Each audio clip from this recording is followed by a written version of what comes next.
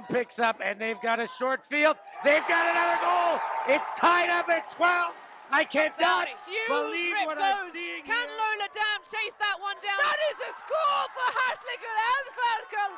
Fantastic run by Julia Lutz. We're on a mission to make Ultimate huge. And we believe that requires knocking down the paywall. We want our videos and live streams to be free to watch, and we want them to go viral. When you become a member, you enable us to improve our working relationships with tournament organisers, events and federations. And you'll help us to produce live stories for Ultimate fans, and to generate new fans with our enhanced content. We are a group of Ultimate players, coaches and video enthusiasts, and we want to bring you coverage on a more consistent basis. We want to make stories that not only reach you, but also reach people outside the Ultimate community.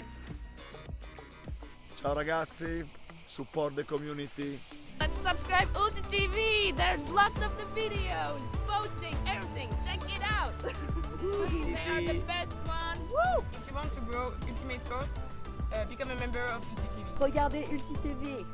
Deviens un membre d'Ulti TV et fais grandir ta communauté. Top Ulti TV فيلم يروجين كما Ultimate vendromena. Si quieres ayudar a Ulti TV, puedes ser miembro de Ulti TV.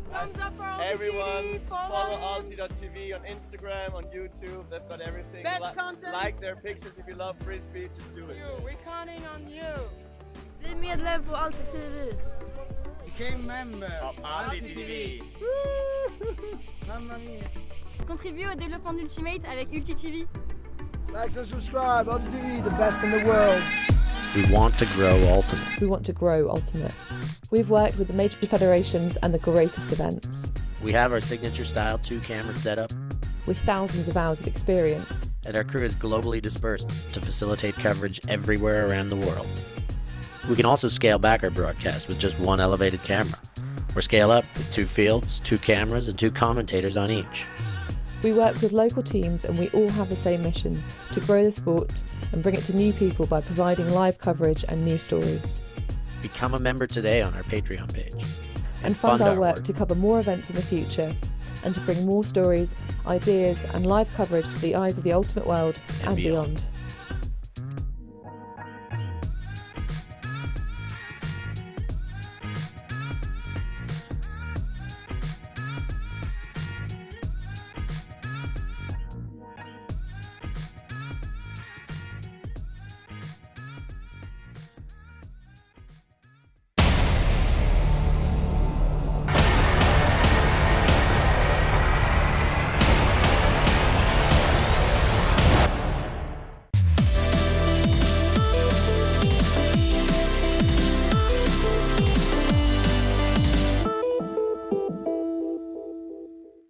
Right now, He's gonna have to bid. Just a football. Huge layout block. Unbelievable stuff on the front corner of the end zone. Maybe just that boost of energy they needed. Huge swing pass and a great grab there from Steer.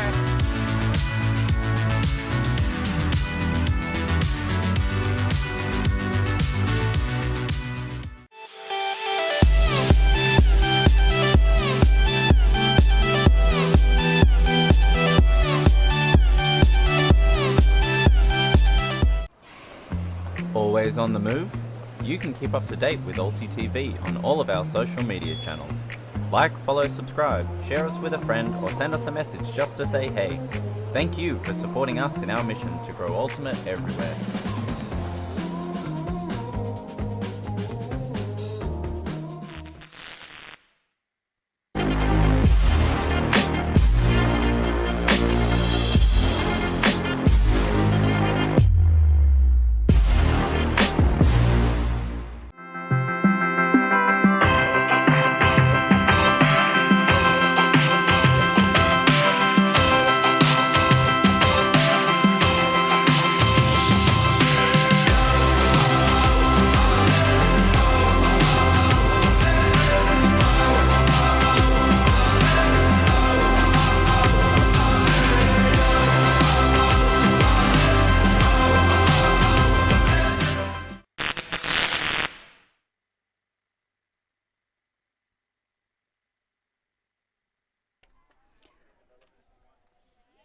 Dear friends and family, ultimate fans worldwide, we're back at the WJUC, the joint, joyful, ultimate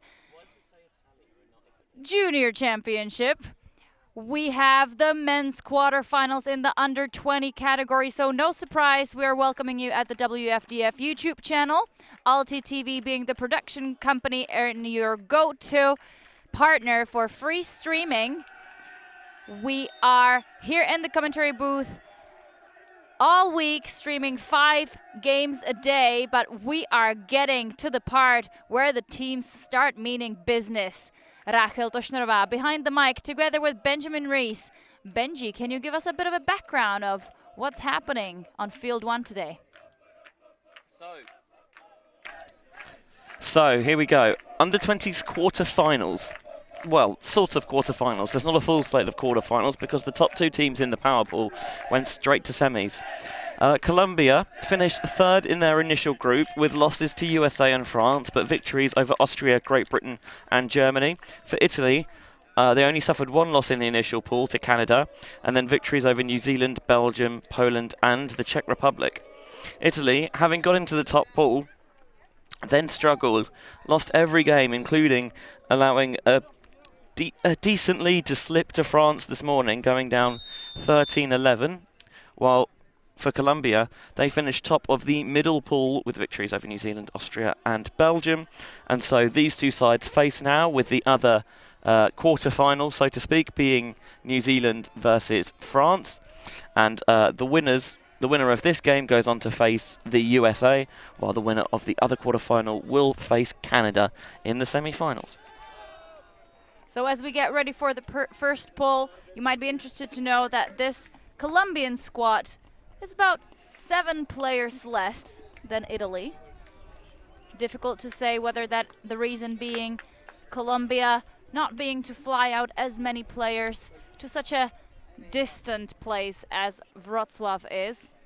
Yeah, I mean, it's a long way on the other side of the world, certainly. We're going to see the Colombians begin on offense. Maybe players to watch for them.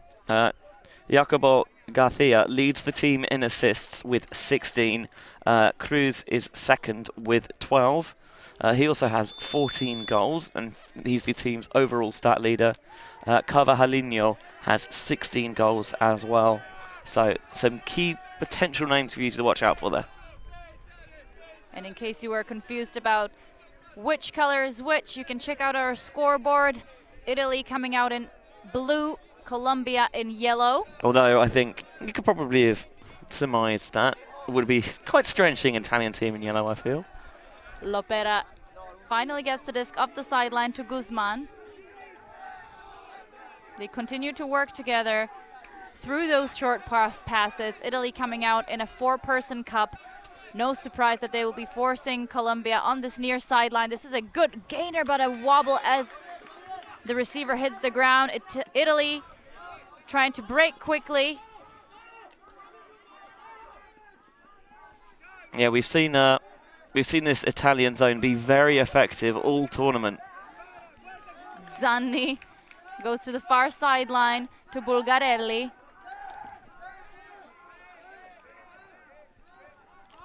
He gets it again near the brick mark, examining his options in the end zone. Getting a little impatient, goes for the quick pop for the reset. And an overthrow on the miscommunication. Colombia with a second chance.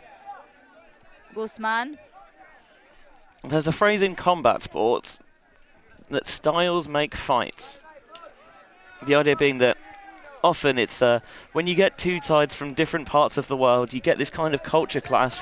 They play different systems, different setups, and yeah, it makes for a really intriguing contest tactically. Well, at this stage, it's not looking like combat fights, Benji, but more of a ping-pong style of play as the defenders get into the way of the short pass crushing the cup. Bulgarelli. Inside channel, finds Zanni. The Italians love their inside throws. They get off the wide swing.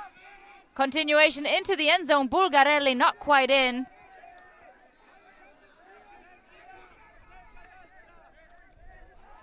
Big swing, just shy of the end zone.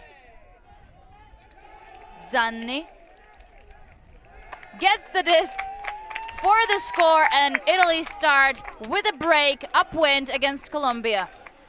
Really strong start there from the Azzurri. Just playing it short, calmly around the end zone.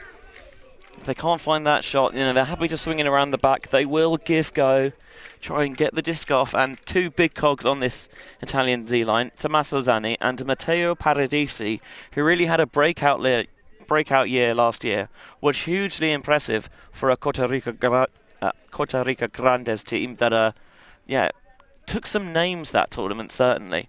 And he left a big impression on a lot of people.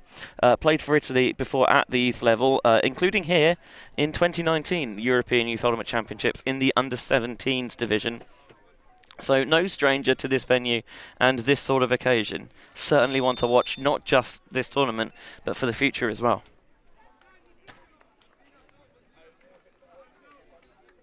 Thank you very much for engaging in the chat.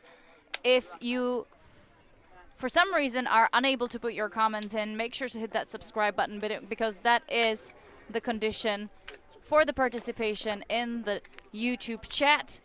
Please remember this is a junior tournament, so try to keep the comments encouraging and positive so that when these athletes return to their homes and will be looking for the replay of their games, they can enjoy the stream while also having your nice comments on the side. Grazie y gracias. Colombia faced off with an Italian wall defense. Cheeky busting out of the linguistics there, Rachel. I like it. Cruz.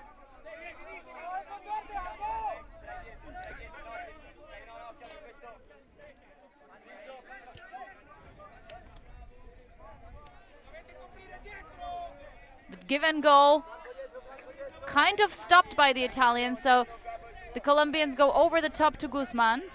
I think one of the things we've seen from this Italian zone is they want to force this onto the sideline.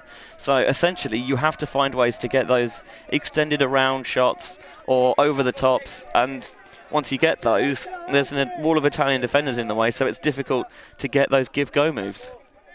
Cruz gets extra low for that breakthrough to Lopera. Guzman, one of the few players playing in sunglasses here at this tournament. Now they finally break through. That's a great gainer for Colombia. But the Italian defense re-established their position. That was Garcia with the gainer, and he's now here trying to move around the disc. Low grab, but safe possession. Mora. It's a really tough catch to make. That disc blading quickly into the turf, but he adjusted well and got underneath it. And the Italian call Uomo will bring the transition for the Italians. And just like some of the other teams that we've seen employ this tactics, the transition not really being able to set up quickly enough, and Colombia with their first score. When you decide to pick the right moment to transition, I think is so important. I feel that generally, or traditionally at least, teams thought, okay, the other team's got past the brick mark, for example. Now we really you can't play zone this close to the end zone, so you have to go one-on-one, even if you're not necessarily in the right positions to be transitioning like that, because you're not close to people, or your body's set up in the wrong way there. You saw there. The shot to the back of the end zone, the defender has his back turned, he's not looking at the disc at all really, and when you see that face mark as a thrower, I mean, at least for me, your eyes kind of light up, because if you can just get that out early and to space, by the time the defender really sees it, it's probably too late. 100% agree, Benji. I think transitioning out of zone can be, like you said, a great weapon, but it requires so much experience, because you need to make that mental switch, immediately find your player, set up on the right side, make sure you're not face guarding in the end zone. it is just, but honestly, you know what? It's good practice. It's good practice for these players to make these quick mental adjustments. Yeah, I think there's a reason that we're seeing teams kind of stick with zones all the way to the end zone a bit more, or transitioning a bit earlier than we used to traditionally, because it just turns out, oh, actually, everyone's kind of ending up kind of man marking anyway, or match marking, I should say, so why not just run with it? I think we're fine with the man defense in this category anyway. Colombia tried to go for a really big pull. Fortunately for them, lands out of bounds. Although we should, of course, point out that it's not the men's division, but the open division. So anyone is allowed to take the field. Here's a big gainer for Fabri. Oh. That is a rip from Fabri to the back of the end zone for Saracco. Fabri is a phenomenal thrower, and I cannot really understate because, as you've seen right there, he can really power your offense. That is his 22nd assist of the tournament. A little bit filthy, that. Quite so. Saracco also with a great two-handed grab under pressure. Another one of the Bologna Ultimate program. Has played for CUSP Red Shot, which is the mixed division for CUSP. And his fun fact, or should I say community contribution, that he has translated some Ultiworld articles into Italian. That's good. Nice multilingual skills, especially when you come to international tournaments, are handy for helping to aid any spirit discussions you might get into. Unless it was the translation into English, because he's saying it was the Davide's doctrines. Oh yes, but Italian into English still just as useful as English into Italian. Yeah, Davide, of course, kind of a titan of the European and Italian ultimate scene. But although his English has probably improved over the years, it's kind of doesn't come as natural to him as it has to some others, and Fabri as well.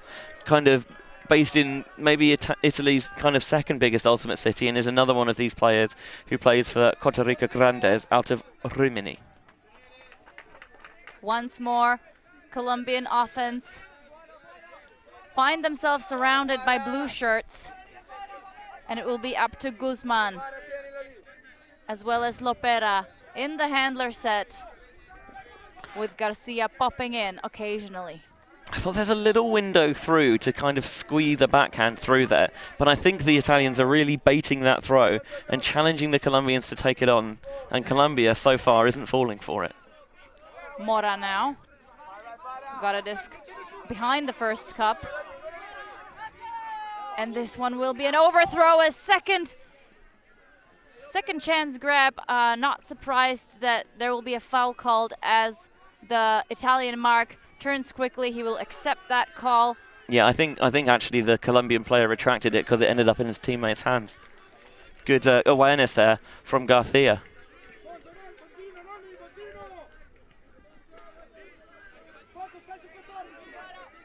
Guzman goes backwards to Garcia. Garcia dyeing his hair blonde for this opportunity. That is a wonderful shot, finding the opening for Duarte. Seems like the transition comes once more. Let's see if the Colombians remain with their handlers in the back. Duarte on the near sideline with his braids sticking out under his cap. Finds the reset in the hands of Lopera. Cruz to Garcia. Through the break side to Mora. The Colombians nearing the last third of the field. Garcia fakes bit, but is now activating the reset. Lopera finds the up line. Cruz waits for his mark to adjust, and Garcia gets the disc in the break side. Colombia now knocking on the doorstep. High release forehand into the end zone. Score for Mora. I think the reason that works there is because they're getting the disc over towards that break side. It was a lovely around backhand as well to get into that space. But the stack's still set kind of central, or maybe even closer towards this near sideline. I'm seeing there some pressure from the Italians that isn't quite close enough. This was the foul called underneath that. Oh, you can see there's the bump which prevented the second bid, but here the break comes. Look at that step around from Cruz. Yeah, I like that it's not just going side to side, but he's stepping slightly backward as well to create the angle for himself. And this little throw here, high release flick, can be difficult at the best of times. But if you want to try and throw an inside out high release flick, that is such a tricky throw, especially in a slightly tricksy wind as well. So because you've got the stack set over a little bit as well, rather than trying to kind of really twist the wrist and get that inside out shape on it, you can keep that disc a bit flatter into that space with the positioning downfield, and it makes yourself a much easier throw there as Mora catches to bring Colombia level. Still a breakdown, but not letting the Italians pull away from them yet.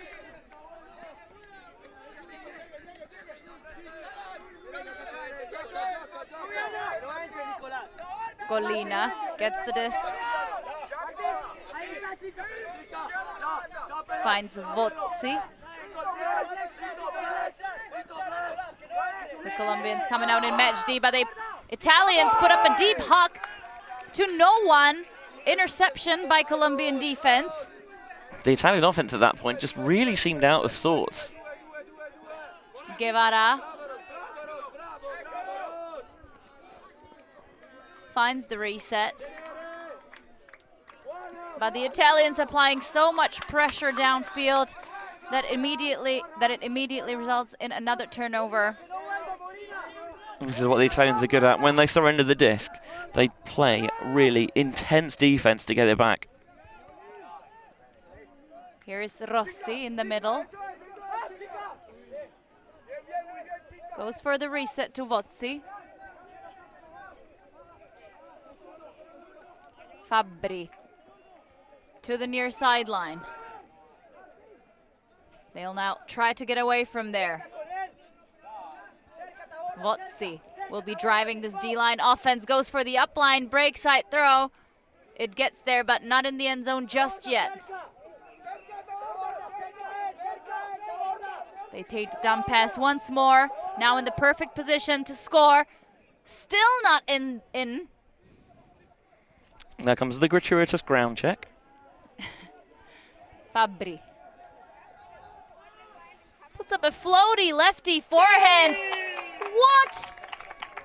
I think the Italian receiver keeps his eyes on the disc, and he deservingly gets down with it. It's Giacomo Rossi making the grab, and for a long time there outside the red zone, I thought the Colombians did a very good job. A, just bending but not quite breaking, and B, because they kept Fabri away from the disc. And I feel like the best way to defend him is, you know, how do you stop those throws hurting you? Just don't let him get on the disc and he can't throw it. But eventually he works his way free and puts up this shot to space. Oh, the receiver's generally going to have position onto the break side, and the defender gets close, but not quite close enough. I absolutely did not expect that shot from Fabri. Neither did I, but when you've got sort of the arsenal of throws that he has... Is it possible that he was aiming for Pari there, though? He could have been. I'm sure if you asked him, he'd say that he meant it all the way. So we will let him off on that one. As you see the Alti TV logo make a quick appearance on the stream. We are bringing you all this live action from both WJUC and EYUC. If you like our work, we would love for you to help us spread the love for free streaming of Ultimate Frisbee by hitting the subscribe button on our YouTube channel, as well as giving us a follow on our social media. There is Instagram, there is Facebook, there is Twitter, and most recently, we've got TikTok. I know, right? We're down with the kids appropriately for a youth tournament. And shout out to the nearly 800 of you watching on the World Flying Disc Federation YouTube channel. It's an absolute pleasure to have you join us. And this is a great last-minute save from Carvajallino. Algisi was really tempted into that one, and he didn't get far away from it. But credit Colombia for getting the edge on that disc just right. Cruz still working with Guzman and Lopera. Moving around the disc quickly, but it seems to be a stall-out call.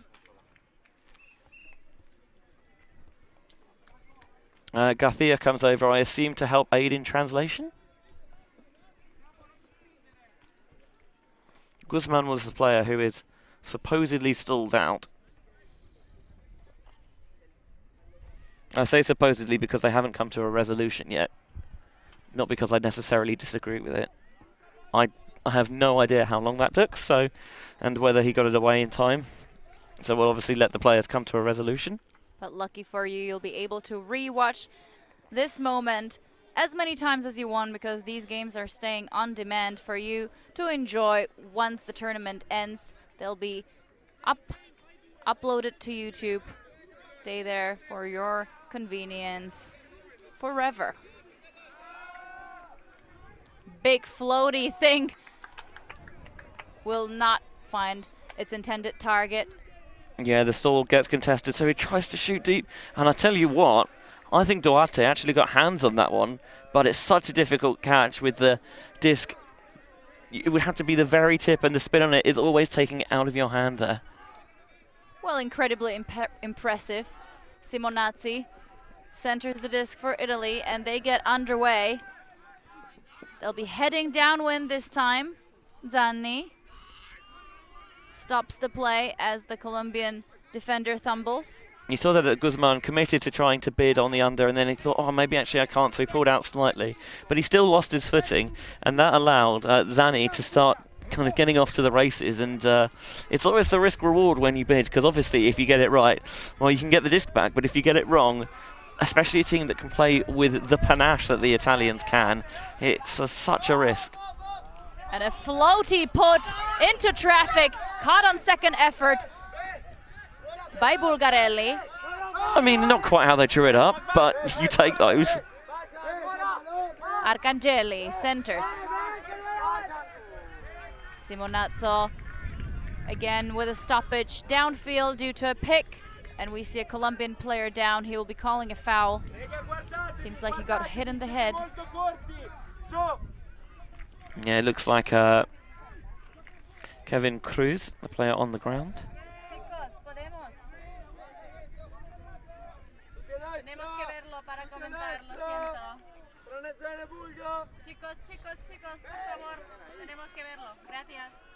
So, I've come to a resolution on the field.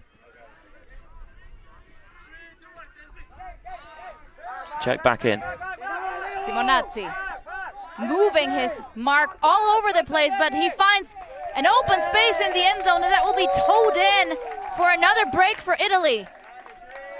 You could see there that they got Simonazzi into some trouble, so with the stall count rising, he feels that actually the option here is just get rid of it, and rather than kind of find where the closest receivers are, it's put the disc into space and sit it there, and trust that your players downfield are reading and seeing the game in the same way that you are, and for the Italians, seems like they were.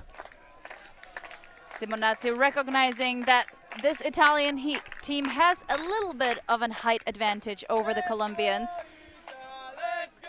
Here is the last second throw.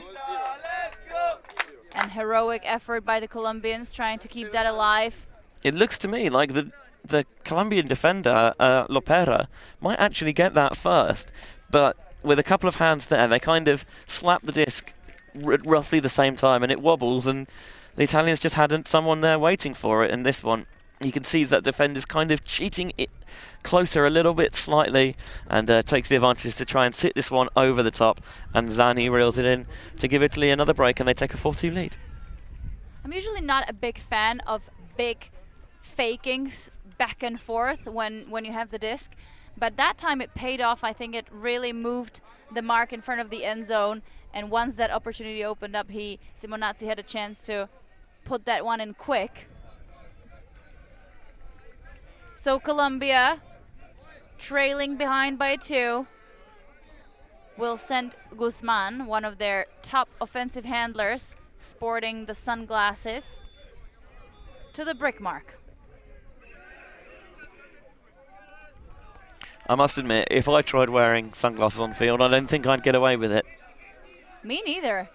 But Garcia is absolutely rocking it. No, sorry, Guzman, excuse me. Cruz to Garcia. Garcia with a cheeky scuba, continuation from Guzman. Now they're really finding the holes in the Italian wall. Garcia centers to Cruz. Cruz getting low. Look at that flexibility. Those are some impressive pivots out of the Colombians. And look at that fake. He holsters that and throws it anyway. Mora being the target. And he has created that just through the kind of the little shoulder shakes. Just finds that slight window and gets through it. Majdi on Cruz now. Carvajalino. Oh, and an overthrow on the last shot into the end zone. I think, yeah, just kind of it's a little bit low, and two receivers come flying through to try and scoop it up, and none of them can get there. So once more, the Italian D-line will try to go in the opposite direction. Bonzani. Travel called on that throw from Tidia.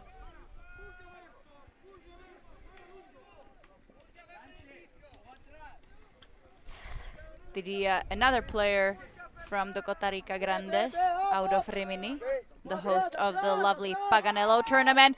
Ripper of a backhand, down into the end zone, player underneath. Another break for Italy, this time coming in the tall figure of Paradisi with the score. We've seen already what a menace Paradisi can be. I didn't think he had that much separation, but clearly if you've got that kind of big body downfield and you can rip it into the wind like that, I understand why you'd be tempted to do it, to be honest. That was the second huge deep shot upwind from these Italian players.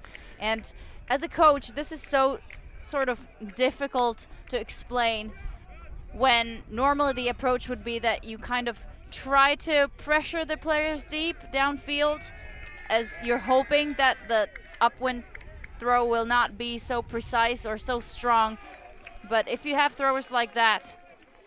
I mean, Bulgereri absolutely lashes that one deep. I did not see it coming from him, and Carvajalino is really close on that bid. Puts a lot of pressure, but Paradisi just did not look flustered one iota. 5-2 Italy now. You can sense that Colombia are not necessarily that far away, but when you make mistakes, this Italy side are so good that they will punish you for it. So this is the hardest position for a coach to be in, because you know that your team is not necessarily doing anything wrong, but the mistakes keep being punished by the opponent. So no wonder the Colombians take a short timeout. And they loosen up their huddle quite quickly. So I think we were right when we were saying that the coach might just explain that it's okay. They just need to keep doing what they're doing. And once they clean up the mistakes that were just really unforced errors, so to speak, they will have their D-line trying to bring them back to this game. I mean, the mantra of these Colombian teams, you can actually see it on kind of the, just over the heart on their jerseys. It says, I trust you. That's what this is all about. It's like, okay, if you make the mistake, if you turn over, if you miss an assignment, you blow a switch or whatever, it doesn't matter. We trust you. There's a reason that we picked you in the first place. There's a reason you're out there on the field. It's because we back you and we know you can do it. This entire concept of I trust you comes from the whole new approach brought by the Colombian players to different world championships.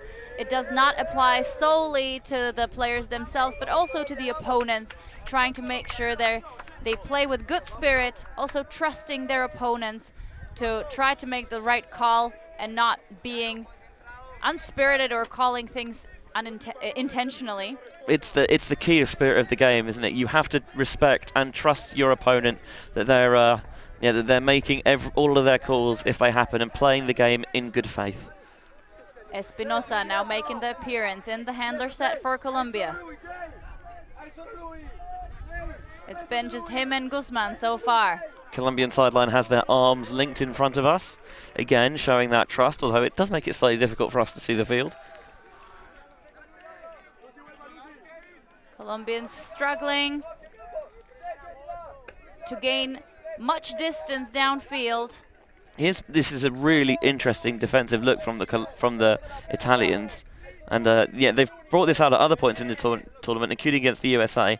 They're going with an and one zone, so they're kind of started in zone, now they're transitioning into match. But they had a player isolated specifically trying to limit Cruz's impact on the game. And I think we've seen it out of the under-20 women's team from Italy as well. But in the meantime, Colombia score near the front cone of the end zone. And I believe that was the newly brought on Luciano Espinosa with the score. Luciano out of Medellin, a student, has played for Universidad CES and has some club experience from Evolution, which is the men's side of Revolution, which have made quite a name for themselves in the past 10 years, most recently winning the World Ultimate Club Championship over in Cincinnati. Cincinnati, yeah. There we go. Simonazzi was the player assigned to keep Kevin Cruz kind of out of the action. And when they were playing zone, it worked. Kind of Cruz recognized that and was like, this is how you want to play. Fine. He just kind of left his teammates to it. It was like, I'll hang out here in the back. you guys can work this without me. It's fine. And then when everyone transitioned into one-on-one, he was like, okay, now we can get into it a little bit. There, you saw him getting the disc just outside the end zone. Simonazzi loses his footing a little bit on the mark, adjusts. He gets really around there, almost perpendicular, desperately trying to stop those break throws, but in doing so, leaves no pressure on the throw to the open side. It's always that, do you kind of get a little bit more, do you kind of get flatter and risk being broken, but put more pressure on the open side throws, or allow the open side throws in order to make sure that you are absolutely not getting broken? So the sideline for both sides getting incredibly active as the Italians find themselves on offense. And Colombia trying to force out that first break opportunity for them. And they do so as the disc sails out of bounds on that catch for Italy. The bespectacled Espinosa will pick up.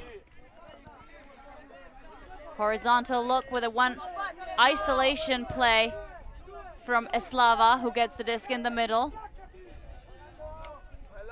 Takes it around, back to Espinosa, who catches his mark off guard. I mean, Votsi took a huge old chomp out of that one. He was sold all the way. Ortega up the line, and this will be called in. Colombia with the first break of the game. Great comeback. Cristobal Eslava with the score. He takes them up 3-5. Yeah, Colombia earning a little bit of that margin back now. That's a big celebration from Eslava. We've mentioned Evolution as the club from Medellin. Eslava coming out of Bogota and has played for none other than Comunidad El Oso. Yeah, and he says in his interesting facts that Comunidad El Oso is the best club in the world. And you know what? I love his faith and enthusiasm for. That's a great word. Yeah, enthusiasm. I will also say that number 70, Rubiano. I was having a look earlier. I think he's got an Oso tattoo on the back of his right arm. Interesting. It's not the first Frisbee team tattoo we've seen on this tournament. We've seen at this tournament. But what we do have for you, and we're still counting, is the Callahan count. I have seen the Callahan counter going round. And I think we're well over 70 right now. What? Wow. Why do you think that is? My theory is that it's because we've seen phenomenal zone defenses forcing teams backwards, and then, yeah, kind of wily, athletic defenders pouncing on any mistakes. So Colombia making sure they stay tight in this game. They are within one against Italy. That was some great match defense from the Colombians in the last point. But now Italy will be coming in the downwind direction. Here comes the pole. It will land in bounds and is stopped by the Italian handlers just around the brick mark. Yeah, they've shown on the previous point that the Italian offense is not infallible. They swing it sideways to Saracco, who continues for the up line and finds Collina. Fabri with another one of his signature throws, this time an easy, casual, high-release backhand over the shoulder of his defender into the end zone for another Italy score. Yeah, Giuseppe Ferruggio, it looked like, was the receiver on that one. Another one who's based in Rimini, playing for Costa Rica Grandes, and he's got a slightly piratical look about him, I think, with the kind of with that bandana on his head and the facial hair as well. It's a little bit of a throwback. Quite like it.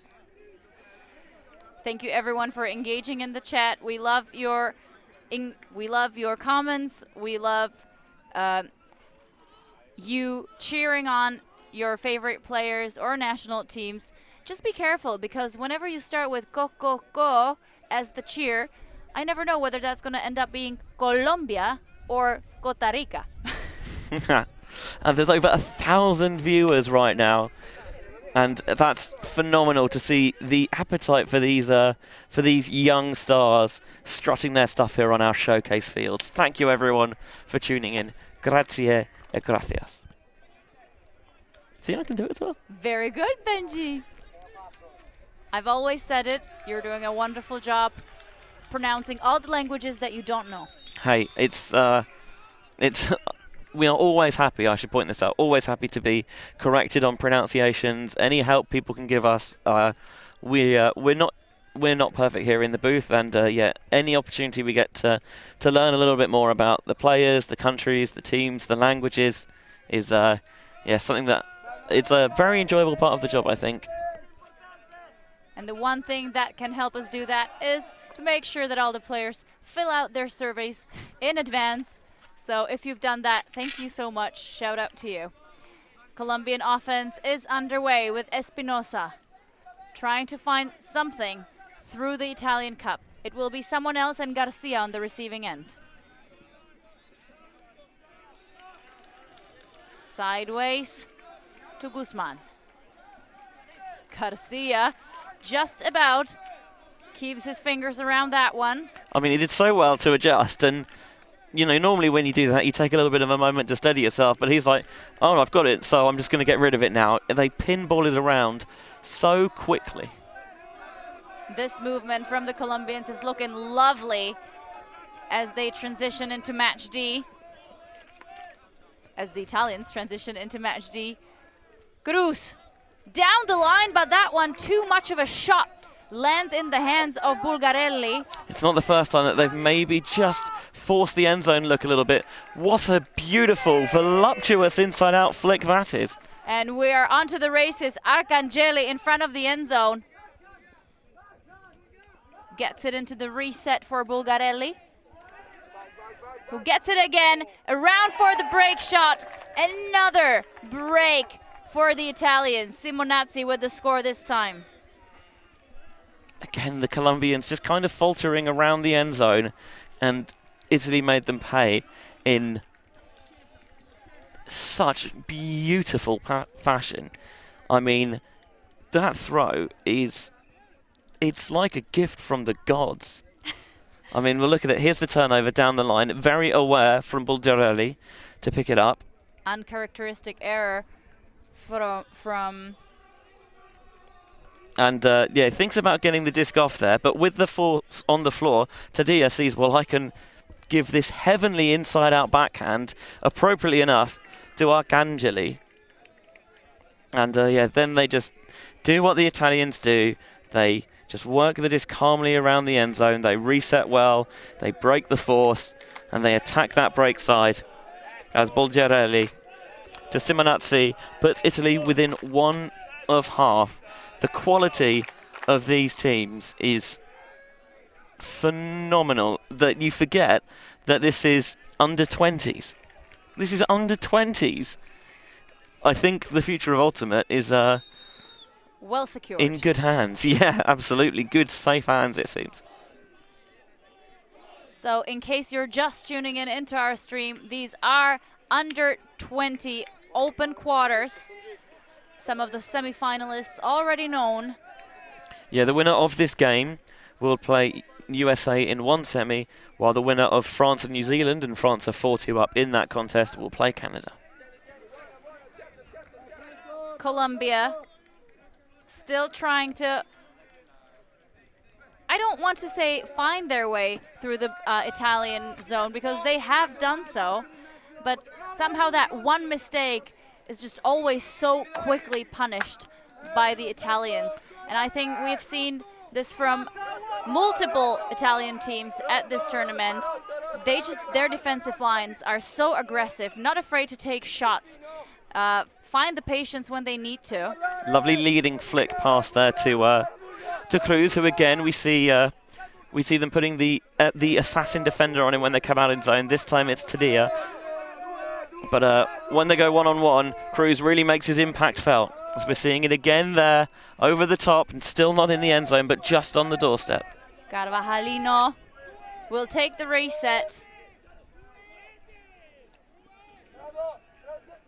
2 turns it takes to get the disc to Garcia, but he's still not in the end zone. Resets once more. Lopera takes it around. Colombia trying to hit the break side, but a pick will be called. Guzman keeps the disc, but the player will be asked. Cruz needs to come back to the stack.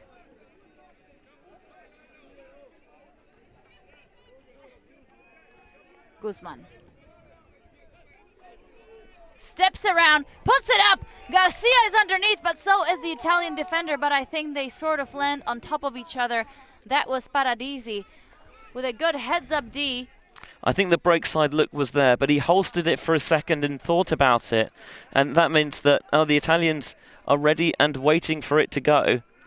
Paradiso really thumbling, doing sort of a front roll over the back of Garcia, who is still on the ground, visibly shattered. Yeah, I think they're both entitled to go for that space, but Paradisi clearly lands on top of his opponent there, and I'll be honest, you can't do that. You cannot do that at all. I think this is not a good bid.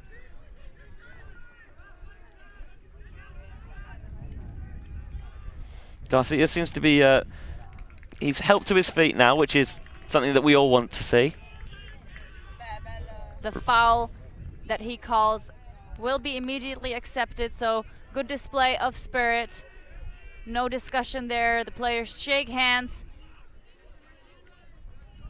Check the disc whether it will withstand the continued play. Garcia regains possession in front of the end zone. Really happy to see him that he's not just back to his feet, but he's able to carry on this point as well.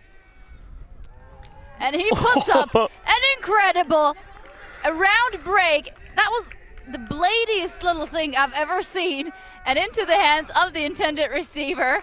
Paradisi looks like he's just not sure how they got that throw off. I mean, the weirdest looking backhand knife almost just lands in Lopera's lap.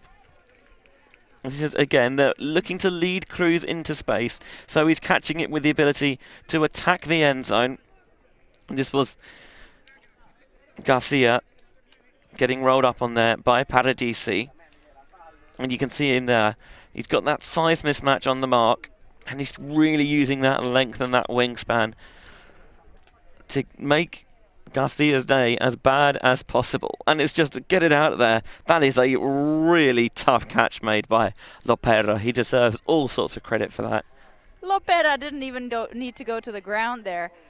Very impressive. But what one more thing I wanted to point out was the first replay, where we saw the Italian defender trying to get in the way of Cruz, who was getting high up for that disc on the up line. And that one was actually exceptionally clean. So the defender who was coming from downfield and into the lane of the leading pass for Cruz made sure that he was just not crashing into Lopez as he was in the air, but rather just jumped up and around him, trying to get that clean D. So good body positioning, good body awareness. Here's Colombia with a pull.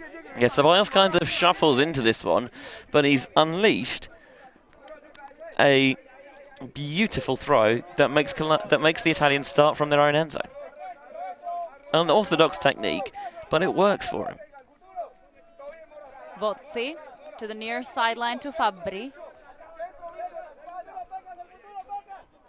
Colina also in the handler set. Through the middle to Pari.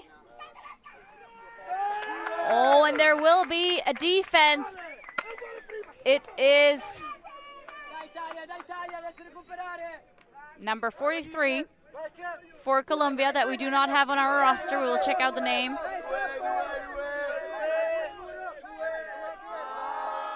And a deep shot goes up for Colombia, trying to respond quickly. Maybe taking a little bit out of the Italian playbook, but this one, break opportunity will be wasted.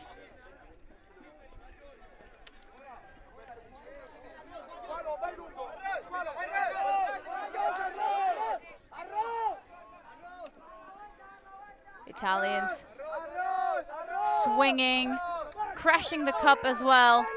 If Italy were able to convert this, they'd take half, but they are not. Colina wobbles the disc, and Eslava for Colombia. Upliner for Cardenas. Cardenas with an around throw, but a pick will stop the play. Ortega slightly spanned that catch, to be honest, but he just about made it work, which is good because I'm sure that if he dropped that, Italy would have quickly tried to retract that pick call. We'll see if it seems like Ortega might stay with the disc. He's rocking the shades as well. Colombia with a very short field to go to stay alive in this half. And what's more, score a point here is Garcia putting a little bit of ice on his face where he probably took the hit, be it from the ground or the Italian defender. Good to see that he is fine. He was able to finish the point. So still a little bit of discussion. Despite the language barrier, the players do their best to come up with fair outcomes, being governed by the spirit of the game. Yeah, I can see that Saraco actually has got some sort of wrapping on his left hand. Cardenas still goes for the around. Quintero. Eslava now. Finds the reset in Mora. Tries to strike up line. And Quintero now forced backwards for Colombia. High grab. Ortega.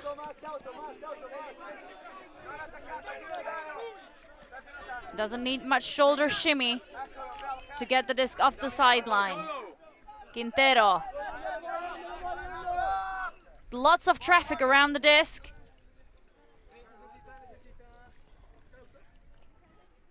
I think a stall out will be called.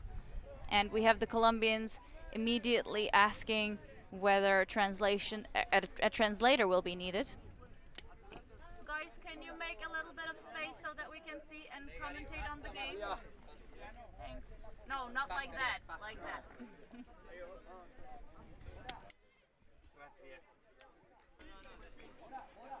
Espinosa's come over to kind of ease discussions here. Again, Spanish and Italian, they're kind of similar, but there's certainly going to be a bit of a language barrier. I think especially at youth levels, when you've got these international tournaments. Obviously volunteers, they're kind of there to help keep time limits, but I really think it should be, I really think they're kind of not as stringently enforced, because I think the most important thing here is helping juniors kind of make sure that they can properly talk things out and come to resolutions. And it's going to be contested. So it will come back in on stalling 8. Quintero puts up a floaty say. Oh, wow. That was a big scuba. Yeah, salacious little throw. Just trying to get it out into space. And a couple of Colombian receivers were there to track it down. So much pressure on that grab by Mora. Yeah, the foul called on the contact from Saraco, uncontested. Well, accepted, I should say, changing the language there. Colombia take it around. Cárdenas. And that one wobbled. Just snuck through Quintero's grasp. Italy once more with a chance to take half. It's looking pretty patient so far. Swing to Vozzi. Continues down the sideline to Collina.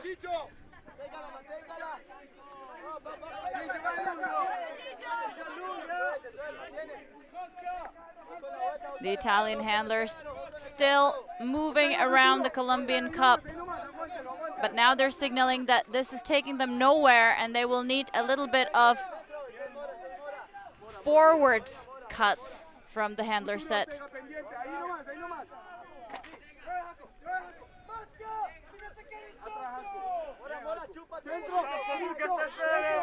Vozzi.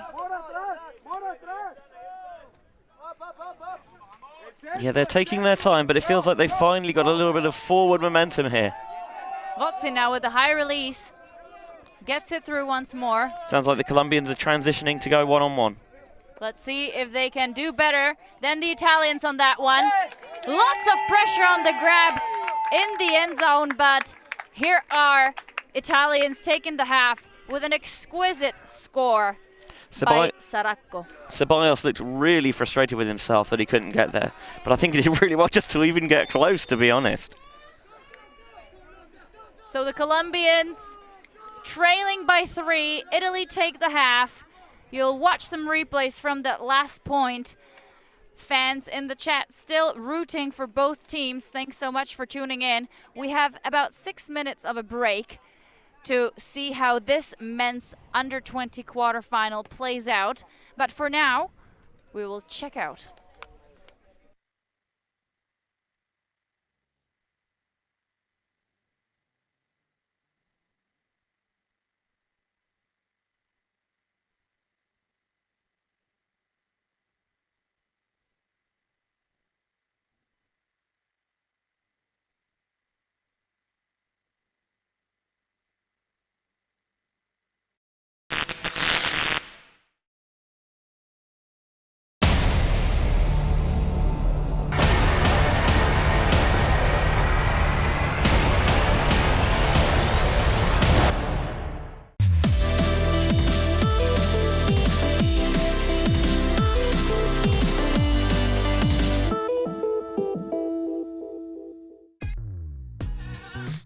We are a group of ultimate players, coaches and video enthusiasts. We've worked with the major federations and the greatest events. We're on a mission to make Ultimate huge. We want our videos and live streams to be free to watch. We want to make stories that not only reach you, but also reach people outside the Ultimate community. Like and subscribe, LTV, the best in the world.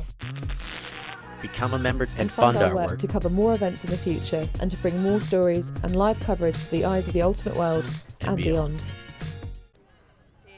He's in a great spot. He's in a perfect spot. Yes, his massive head has blocked everything. That was a huge play, but we have seen none of it. Finney, he's done it.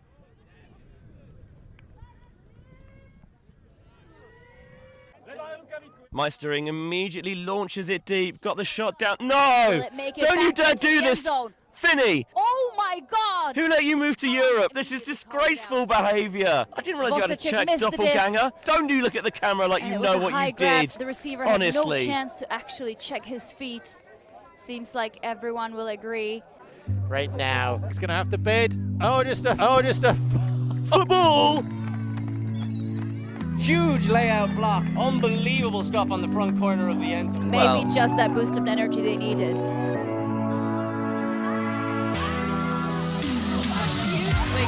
And a great grab there from Steer.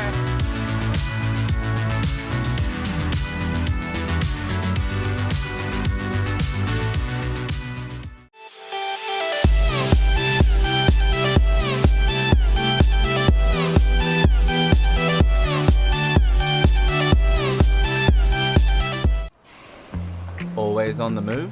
You can keep up to date with Ulti TV on all of our social media channels. Like, follow, subscribe, share us with a friend, or send us a message just to say hey. Thank you for supporting us in our mission to grow Ultimate everywhere.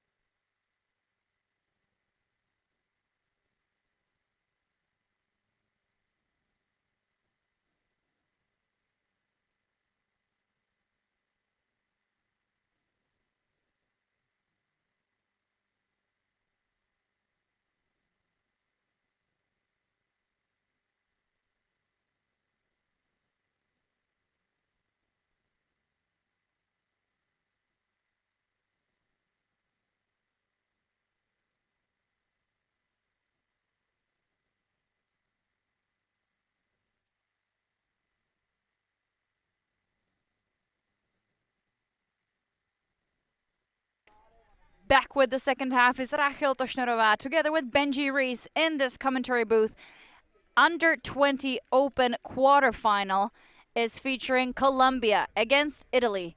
Italy taking the half 8-5, but Colombia still not ready to give up just yet.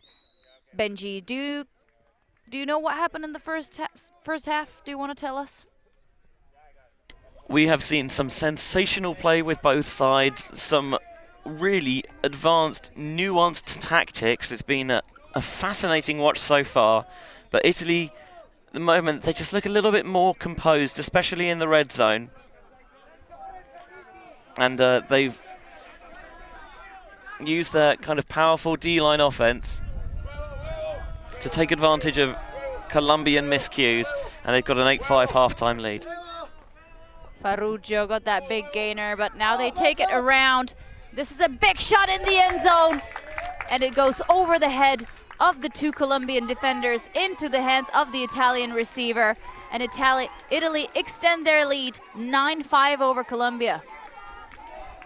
Paradisi again continues to be a real problem for Colombia. This one put deep down the sideline. There's two defenders in the area, but Paradisi just sticks out that big right paw, brings it down like it's the easiest thing in the world, and Italy now take a 9-5 lead. Italy really looking super comfortable in the quarters, and no wonder if you create that buffer early, it is so much easier to have so little pressure on your offensive line, who can kind of do what they please, take some creative options as well, not too worried about losing the disc. And on the other side, Colombia having to dig themselves out of this difficult situation. Fans in the chat are still hopeful for a big comeback, saying Colombia a remontar. But first they need to reel this one in so that they can start focusing on the play defensively. The wind really picking up now. Colombia, however, going downwind at the moment.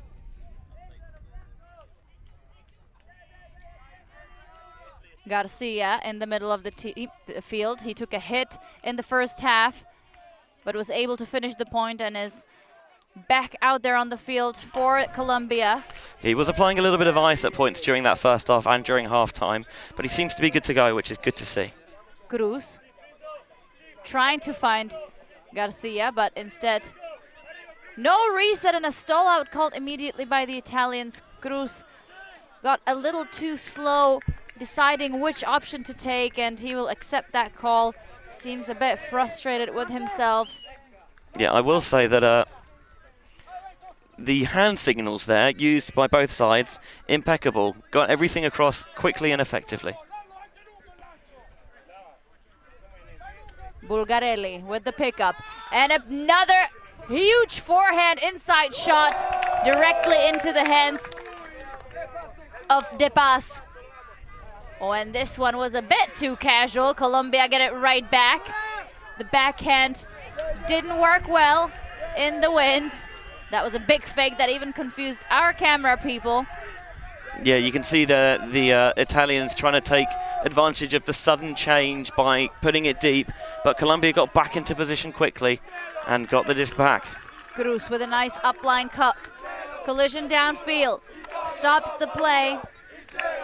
Italian sideline getting loud to force and support their defensive line. Yeah, I think that the call here was Carvajalino just pushing off Algisi on his deep cut.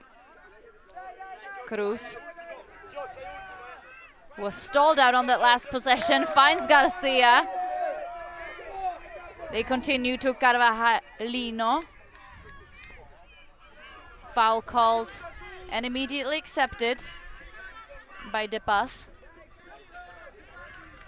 Continuation into the end zone for the score. Here is Cruz. Usually on the throwing side of things for Colombia, but he scores this time, keeps Colombia within 3.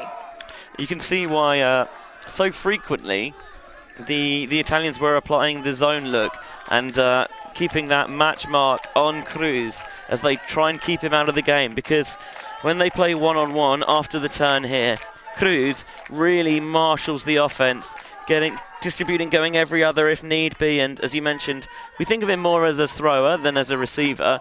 But that time he picked his moment to strike deep really well, and they couldn't keep him out of the end zone on that occasion. Cruz leads the team in stats. He had, coming into this game, he had 12 goals and 12 assists and 14 goals. So clearly makes his impact felt, whether he's throwing, catching. It's tough to reduce him. You see why their advanced scouting paid off. And yeah, they picked him out as one to watch. So some more fans tuning in into the chat. Besides fans from Italy, we also have Barranquilla, Colombia, the home to Shakira. Ah, good knowledge. Because en Barranquilla se baila así. Okay. In any case, Colombia, with what seems like a mountain to climb in this quarterfinal, Italian under-20 women cheering their compatriots on the sideline. They, of course, have their place in the semis already secured. Here's a big ripper that will sail a little too far for both the defender and offensive player. Yeah, I'm usually used to seeing Fabri throwing those rather than being on the receiving end, and maybe that's why, because that one was just too far.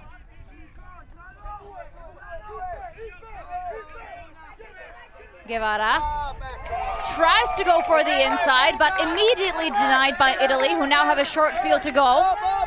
Lefty put into the end zone for the score. That was way too easy for the Italians. They enter the double digits, going up 10-6. And the Colombian defender still laid prostrate on the ground, frustrated that he couldn't get there. You can see what it means to the players out there on the field. Colombia, not the first time they've been able to generate turns on the Italian offense, but more often than not, Italy have earned them back. And here, Fabri just leans out, sits it to space, reeled in. Despite the defender trying to put that bid in, Sirocco was unfazed.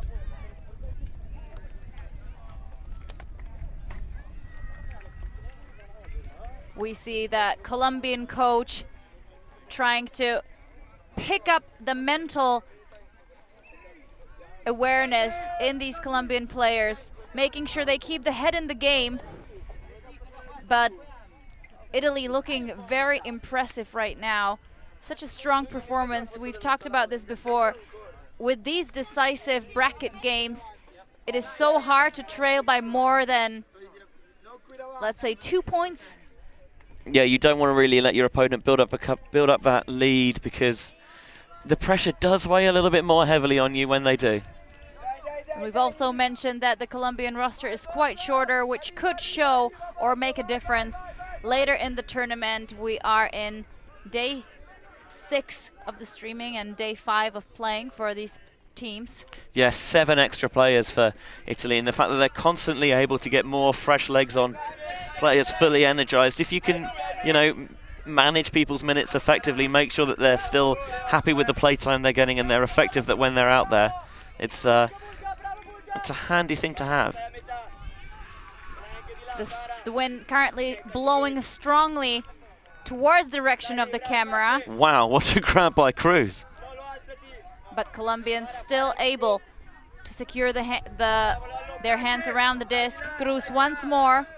Yeah, they've taken that assassin defender off him, and he's just playing the zone normally. And now the transition comes, and Cruz is bouncing it through Lopera here. Goes for the upline, gets open.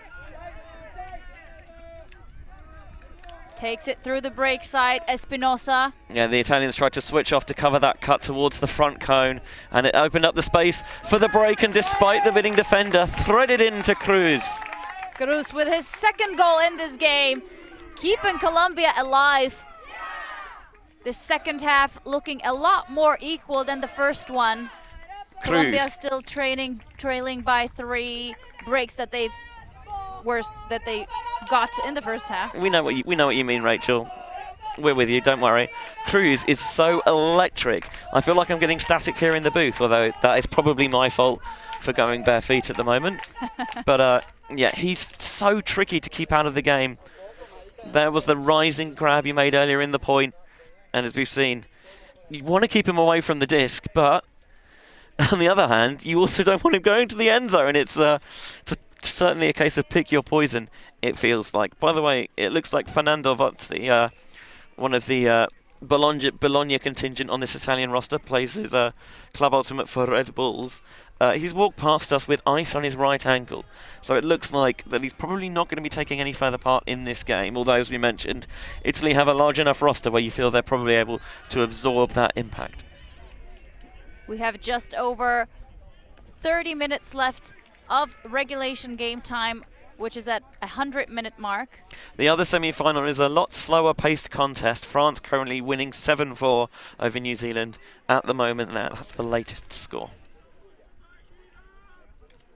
If you want to follow the live scores yourself, there is a link placed conveniently for you in the description of the video. WJUC.sport being the website where all the live scores are being displayed. You can also find the spirit scores as well as the tournament format. Here's Italy.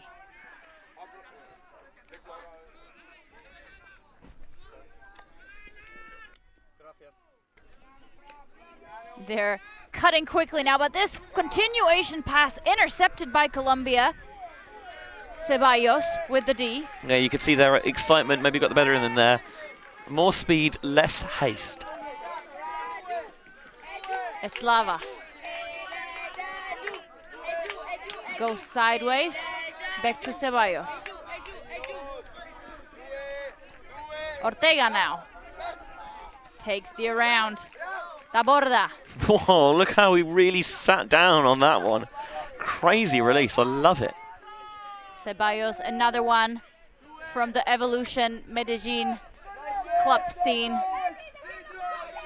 Quintero.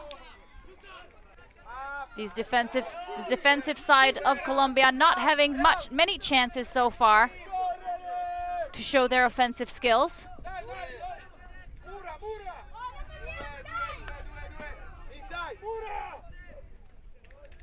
There will be a call that stops the play. Yeah, when this Colombian offense gets moving, it's really tricky to stop. But if you can arrest the momentum somehow, get them a bit more static, it's when they seem to struggle. They put up a bladey forehand flick. It finds the intended receiver. Taborda now with the reset. Yeah, the throw there was very clear about what he wanted. You go there. And it worked. And they go with a high release. And a continuation into the end zone. A break for Colombia. If you thought they were just going to sit down and take this, you were so wrong. That one just scything it across the pitch, first with that blade, and then finding Ceballos at the front of the end zone. We've seen a few people list their parents or coaches as their ultimate heroes. For David Ceballos, it's his brother Esteban Ceballos, who's played previously with Team Colombia as part of the World Games, and also in the AUDL as well. So hopefully there's a very proud big brother out there somewhere. Let's watch that bladey flick one more time.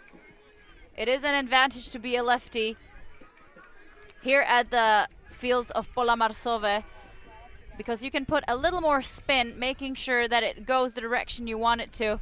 And look at that downfield backhand. The receiver watching the disc as he receives it.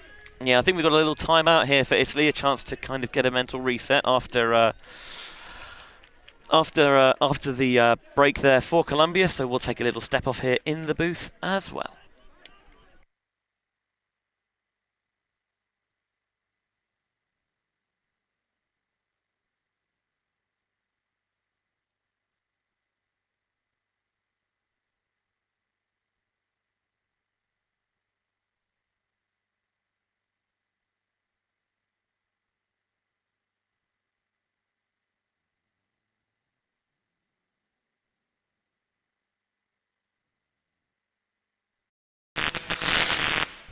The ultimate things in life are free, and we're keeping it that way.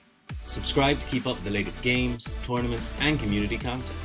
Share it with your team and friends, and drop a like to help spread Ultimate to more people. Spread the word, spread the love. Ultimate.tv.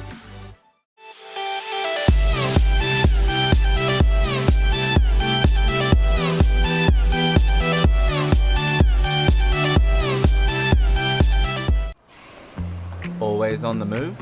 You can keep up to date with Ulti TV on all of our social media channels. Like, follow, subscribe, share us with a friend, or send us a message just to say hey. Thank you for supporting us in our mission to grow Ultimate everywhere.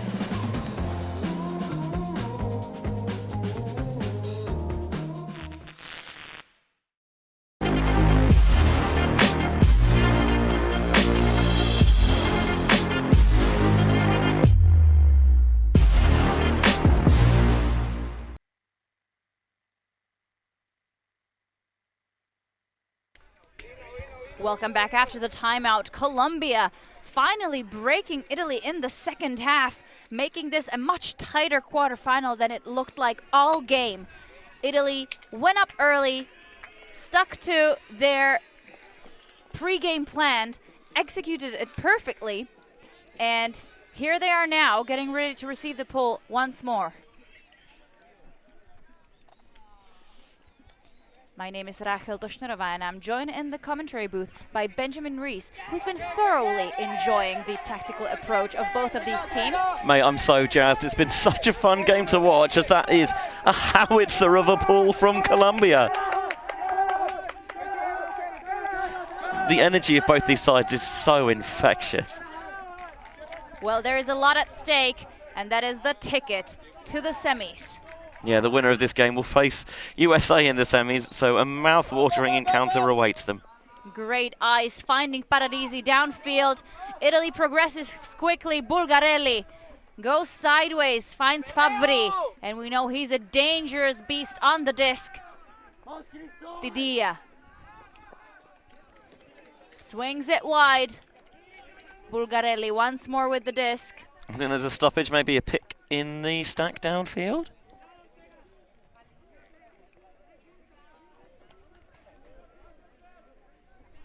Disc back in play. Bulgarelli with a cheeky inside put, and for the continuation into the end zone. Once more, Fabri with a score. And Fabri's clearly trying to get a bit of fire in the Italian belly there. Feels that maybe they fell a little bit flat when Colombia broke, and just again trying to get that energy, that engagement back in there from his teammates. I think, actually, I need to double check this. That is Fabri's first goal of the tournament. I thought he scored one earlier in this game. He's thrown a lot of assists, but I think that's the first time he's actually ended up in the end zone. Oh, maybe you were referring to him as not catching the goal in the end zone. Yes, earlier. He was, I think, just shy. Oh no, they threw one to him deep, and it was overthrown. This one, you can see how far Bulgarelli gets on that force, and the layout from Eslava as he bangs his fist on the ground because he knew he was so close. That was a great layout. Hey, Eslava not just getting horizontal, but really jumping high, knowing the trajectory of the disc. And yeah, a bit of a stare down maybe on the spike from Fabri. I wonder if that's frustration that they've maybe letting this game get away with it. Maybe he felt that he had to take avoiding action on the bid. I'm not sure. It's weird. Hello to everyone watching, by the way, whether you're in Colombia, Italy, regardless of where you are. I see that one of our commentary crew, also international game advisor, Dimitri, watching from Bogota as well. Again, my favorite Colombian name, Dimitri. But always good to see our Ulti TV crew representing around the world in the chat. It's great to have you with us, whether you're a new face or old. Love seeing all the impact. Over 1,000 of you watching right now. Incredible agility and change of direction from Lopera. Garcia now takes the disc in the middle for the Colombians. Our GC there was very smart, just took a couple of steps off in the mark to dissuade the huck from going, because there was a receiver with separation towards this near side of the end zone. Espinosa gets slow. Finds Guzman. Guzman again with that big step out. Finds Lopera. Continuation for Espinosa, but a pick will be called on him. I'm trying to work out who the picked defender is. It might be Battisti, who I feel like must be exceptionally warm with what looks like a jumper under his jersey. It's not cold here. It's definitely, what, mid-high 20s.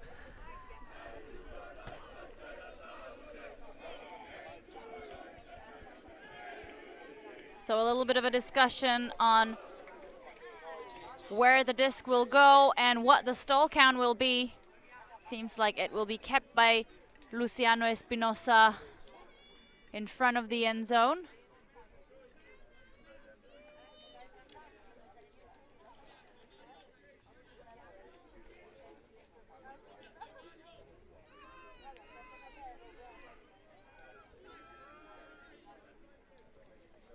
It's just taking a little bit of time to resolve this call.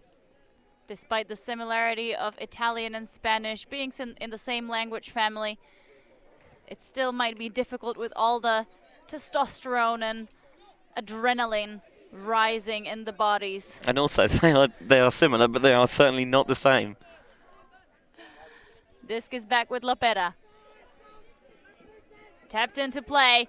They go wide to the front of the end zone. Cruz with the score. That will be a third one for him. I thought for a minute there he was going to spike it, but in the end just kind of holds it aloft in pride and triumph, reducing the gap and the deficit again. Colombia here, they are they're not going down easily. They're hanging around. They're causing this Italian side real problems. Still a couple of breaks down, but the longer they can hang, maybe the more pressure their opponents will feel. Of course, Italy, having been in the top power pool and Colombia in the middle, you'd think that Italy would be favourites in this game, but Colombia either don't see it that way or they see it and they want to prove it wrong. Both teams wanting that piece of semi-final action. We've already said that the winner of this semi-final will face the US in the semis. They will indeed. The winner of the other semi-final will face Canada, and the current score in that game, last we heard, was France 8, New Zealand 5. So both sides who you would be favoured, having been in the top pool, not having an easy time of it. The women's under-20 semis set as well. USA will be facing Canada. So a matchup that I'm not sure how many people would have had pegged for the semi-final. And France will face Italy after both teams in the lower pool beat their higher seeded opponents from the top pool in the women's under-20 quarterfinals. Hey, you can shows that the stories are still very much to be written here. Italy receive the pull in their own end zone, go for a wide swing.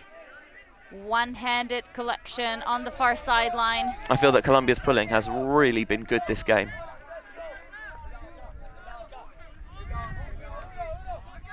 Oh, and this one is overthrown as they pick a lefty backhand to crush the Colombian cup. And the Colombians with a short way to go. Quintero picks up for Colombia. And Italy get it back immediately and pick up two. Rip out a backhand inside. It's sitting in the wind nicely. And it does not get easier than that. I mean, Fabri only ever had one thing in mind once he got the turn back. Good to see as well the Colombian defender Eslava being helped to his feet, walking a little gingerly, but yeah, that just floated up. Fabri he kind of batted it, but he didn't completely snuff it out. Thankfully for Italy, no Colombian receiver was lurking to get it at the second effort. And he picks it up, and he knows what he wants to see, and his teammates do as well. And again, he gets low, and he gets that inside shape, and he pulls the ripcord and unleashes it. And Saracco clearly knew that because he is there. He boxes out the defender, and Italy do maintain that 3-point advantage. When at the moment, if they could have, if Colombia could have managed to get that break there when they had the disc, they'd have only been 1 up. But if you think that Fabri was going for that forehand there, I would not be convinced. I think that was just a big fake to move his mark so that he could pick his favorite throw, which is this inside shot, inside lefty backhand. The thing is, we do... Is the flick his favourite throw? It might not be, but when he winds up for it, I think you'd be crazy to not go, yeah. Because it wouldn't surprise me if he sees, oh, they've not really committed to stopping this. Well, of course I'm going to pull the trigger. Colombia back on offense. You will know the names of these Colombian handlers more than I at this stage. Guzman working with Lopera. Now this is a really good find in the hands of Garcia. A delicious break. Duarte now on the sideline, being asked to check the disc, which seems to have taken a hit. Yeah, I think one of the Italian players running through just kind of caught the disc there and, yeah, has quote-unquote tacoed it. It's basically when the disc gets bent in the hand and it comes up in that taco shape. So I believe that's a third disc that we'll be using during this game. But there's Cruz on the far sideline. Thinks about the hammer. We haven't seen him take it yet. I love that, faking the hammer and then just transitioning into the backhand and rolling it around the mark. Guzman. Ambulance activating in the background, that's a little bit worrying. Lopera tries to go for the quick give and go. Now stuck on that far sideline, gets through nicely to Guzman. Italy transitioning once more, Garcia. Will look to calm things down in front of the end zone. And a little cheeky backhand around throw for the score. Espinosa slams the disc to the ground. Colombia staying alive and entering the double digits. Colombia were just working it around so calmly, and then the second that Italy decided that they're going to go one-on-one, it's like a switch was flipped, and the way at which they change speeds, there's that lovely hammer into backhand throw. That's just, it just looks so classy. But they really flip that switch and get aggressive towards the end zone quickly. Cruz just sets up a little bit of separation, a jab step, comes out the front, and the force is a little bit slow to get into position, and there's nothing it can do to stop that backhand to Espinosa. 10-12. Italy still the favourites at the moment, but again, Colombia, they're hanging around, they're making it tricky.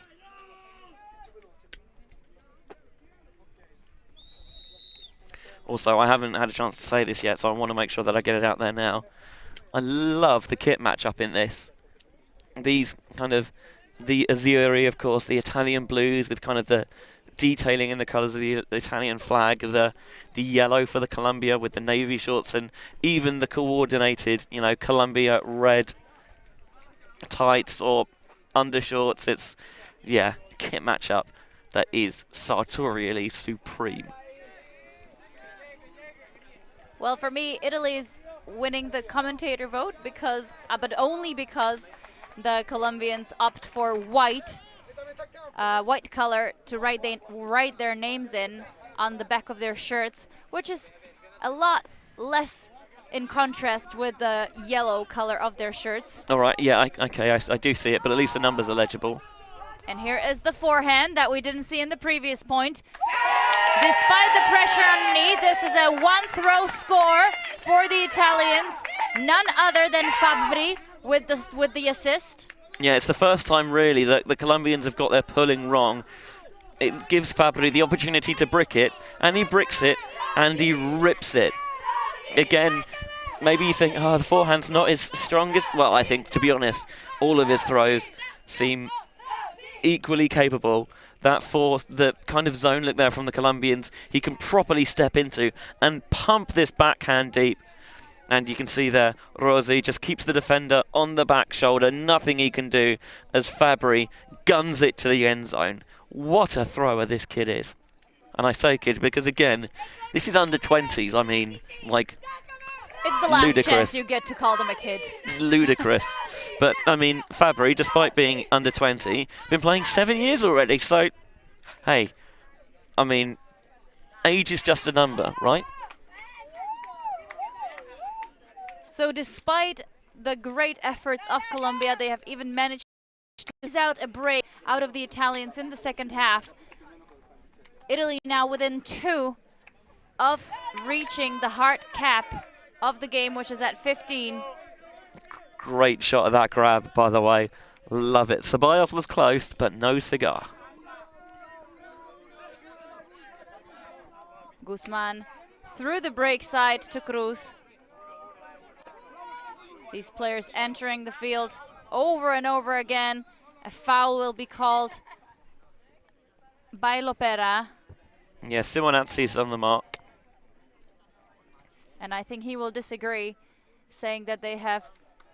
He's saying that, no, I was just holding my position, you came through. Whereas I think Lopera's argument was, no, you were blocking me. Either way, they agree to disagree, and eventually he jinks his way free. Cruz has the disc once more. Finds the open Carvajalino in the open side. Garcia now with the continuation. Good flow. Cruz in the last third. Garcia with the reset. Waits for his mark to approach, and he finds Luciano Espinosa in the open side. Keeps his feet in, and Colombia go up 11. It's really interesting comparing kind of the key handlers for Colombia and Italy. For the Colombians, looking at Garcia and Cruz, they're not necessarily beating Italy with the big, expansive throws. It's about the slicing and dicing, the quick disc movement, the precision. Whereas for Fabry, and this is kind of reductive, but because he's got more tricks to it, but you see the power, and it is just the full field capability that, you know, when he's got the disc, there is no space on the field that you can kind of switch off guarding, because he can hit that space in an instant. Very different styles of handling, both exceedingly effective. Well, these under-20 men are going to have a heck of a game to look back to, Benji, because you're just massaging them with compliments there. And if the fans back at home, as well as on the sideline here at Pola Marsove, are at least half as excited as you are about this men's quarter. Open quarter. Open quarter. We will maybe have a matchup that we will want to replay several times and not just once. Yeah, I'm certainly going to go back and rewatch this afterwards, although I might have to mute my own voice. There's Saracco for the Italians.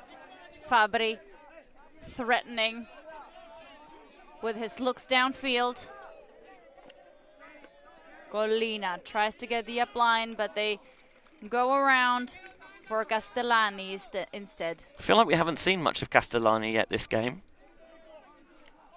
There he is with Fabry.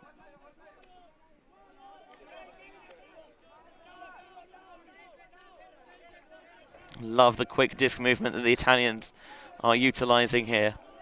I'm surprised Colombia is still sticking with that zone. I feel like the great matchup D actually worked pretty well, forcing some turnovers out of the Italians.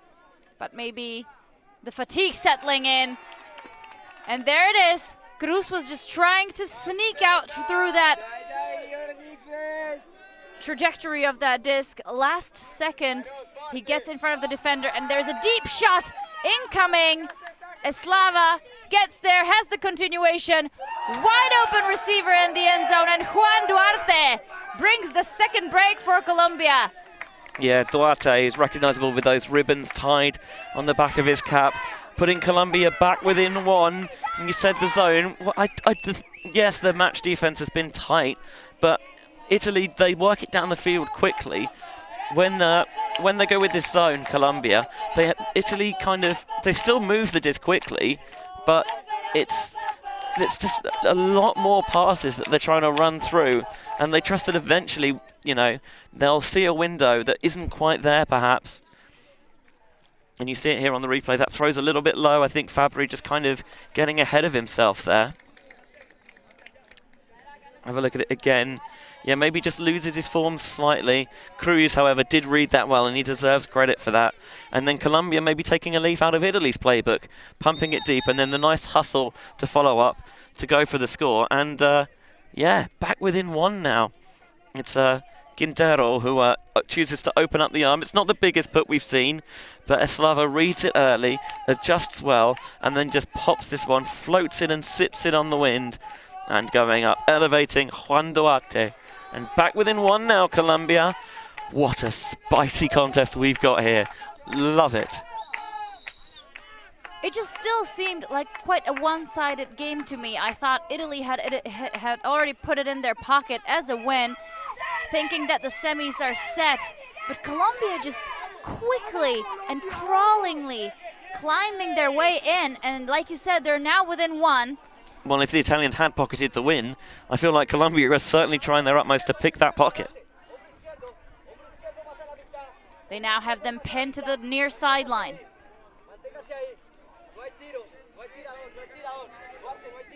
The difference here, of course, being that all of a sudden the Italians need to work with a different direction of the wind.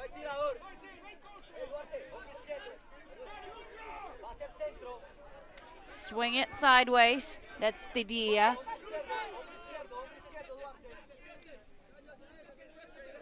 After it got them the turn last time, seeing Colombian zone up again here, not necessarily a surprise, looking like an arrowhead. Fabri takes the reset to Tidia, who goes for the big swing. I feel it's Mora who's the centre of that front three. He's kind of picking his moments to push forward and when to sit off slightly and try and clog and cloud that lane downfield. And this is the first breakthrough through the Colombian Cup, but we see Italy kind of holstering any potential continuations, unsure whether Cruz is not ready to get that run through D once more. Fabri now on this near sideline, his golden earring flickering in the afternoon sun. Now quick movement down the far sideline, through the middle, and at last second, that was a huge grab. The Colombian defender getting so high, but I think it must have been Espinosa because I see glasses flying. That is just like not possible. I think it's Alejandro Quintero who actually was the culprit of that. My God, he got up so powerfully and so quickly. That is just elite athleticism. I would almost say that's comparable to the Cárdenas layout in the final, women's final of WCC. Italy still waiting to set the mark. I'm still kind of reeling from that. Ridiculous.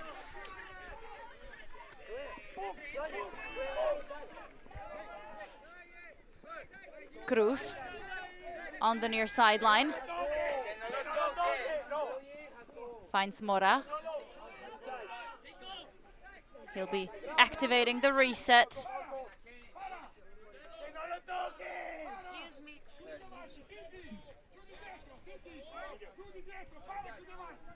This game attracting quite a crowd here in Wrocław, and you understand why.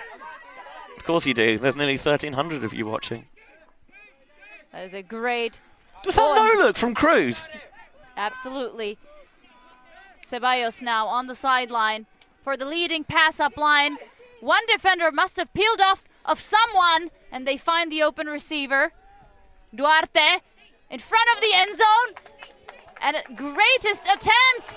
Cruz gets it. Was that in? Nobody's calling anything, and that's another break for Colombia. No, there will be an out call. And I think we will have some visitors to the big screen for the replay. The sideline seemed to think it was out. The players on field, however, calling nothing. Yeah. I mean, if this is good, this is the comeback of all comebacks. And it looks like... It is good. That looks good to me. I'll be honest, that looks good. And the thing is, if it is good, the job's not done because they still have to sky to make the reception. Colombia here have performed an act of escapology of which Houdini would be proud. That is, I mean... I don't think I've ever seen that in my life. Come off it. And honestly, come off it. Benji, it's still the same point where we saw that huge D in the end zone. How? How did we squeeze these two plays into 1 point? God, I love Frisbee. What a sport.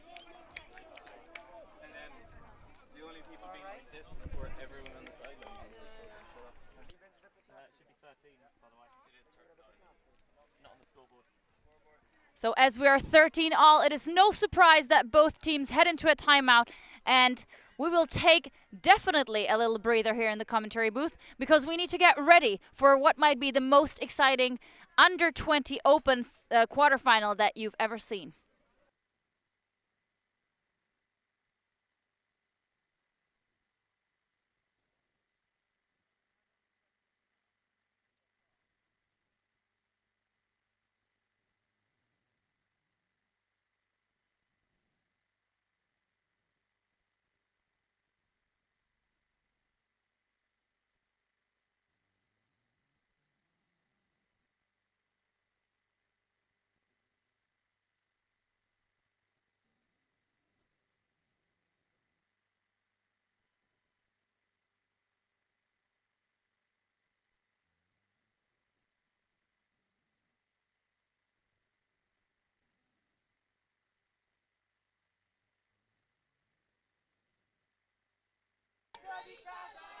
Out of the timeout are Colombia and Italy in this under-20 open quarterfinal here at field number 1.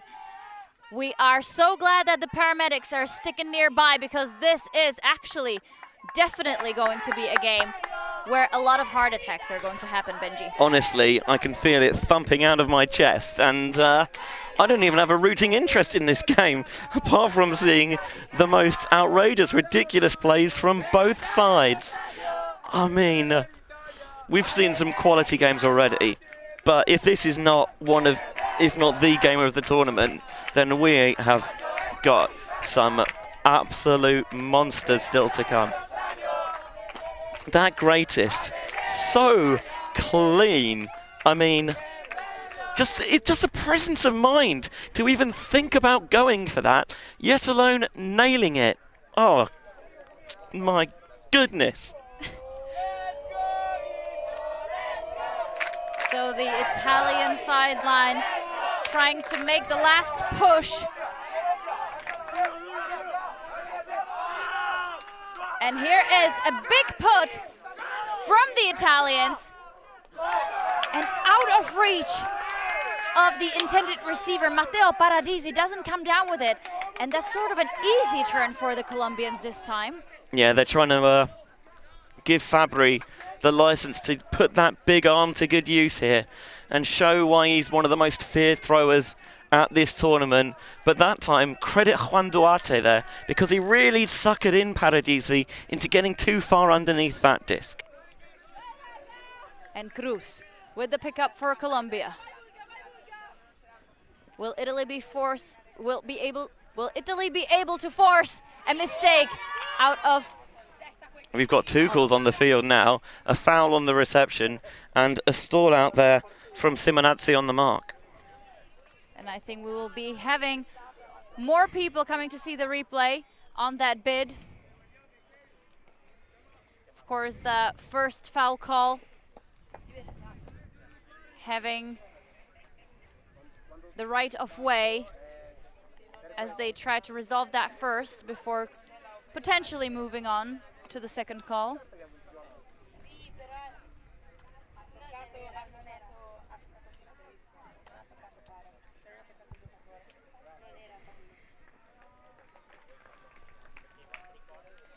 A contested stall out. It feels it's often, if not always, the way, but But we have seen uncontested stalls in this game. Well, I think the stall out must have been retracted because the players were now... Never mind, it does go back. So Cruz keeps possession.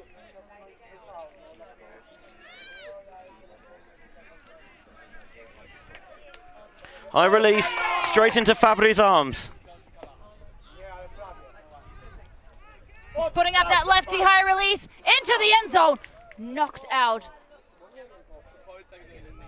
And a foul will be called once more as they return the disc immediately. Yeah, Cruz here on a high stall just sees no option. He sees Mora and he's like, I'm just going to get rid of this and hope he comes down with it. But Fabry was watching and waiting. And here's the put to the end zone. That little elevator of a backhand. Looking for Simonazzi. You can see his body's in an awkward position there. And it would have to be contact early on there from Cruz. That was, yeah, maybe affected that. The way it's positioned, I couldn't necessarily see it. I'm not saying that it's not there. I'm just saying that I just did not get a view of what happened there, particularly at all, because Fabry is pretty much right in front of them.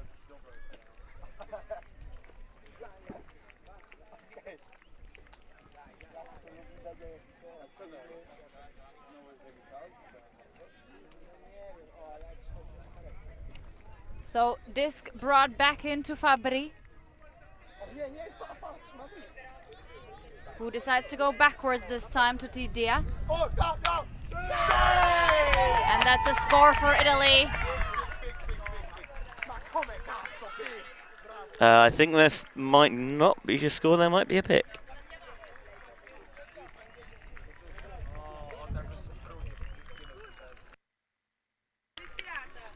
So game to 15 here. These sides jostling for position. I'm sure neither of them, if they could, would try and win this. Both of them would try and get it 15-13 and not have to have it go down to Universe. Although for those of you watching at home, I'm pretty sure what you all want to see. Fabry currently without a mark. So a self-check will be employed. This means that he can technically put it anywhere on the field. He goes for the end zone, and that's a score.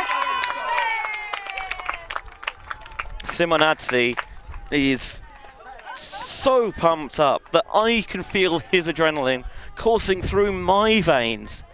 And he's on the other side of the pitch. Italy take a 14-13 lead. Game to 15 here. Colombia need to hold to take us into sudden death Universe point. So Cruz, taking no break, will jog directly to the opposing end zone line. We see Garcia there as well.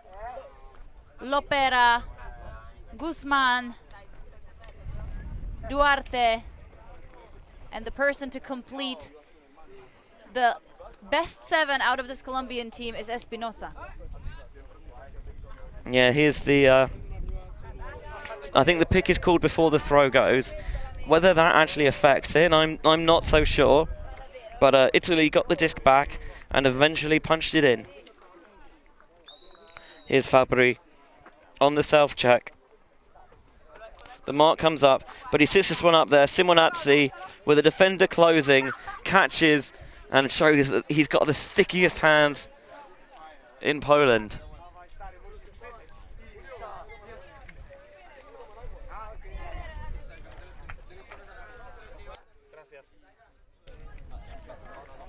(14-13) Italy lead. A game that at one point seemed like it was never going to get this close.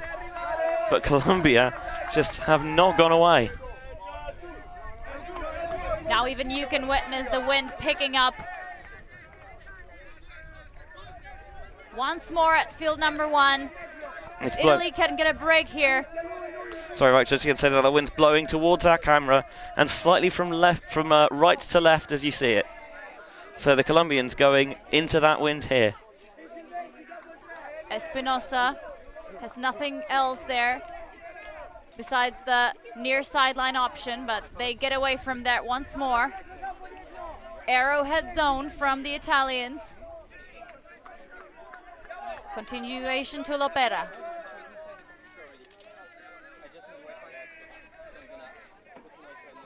Guzman.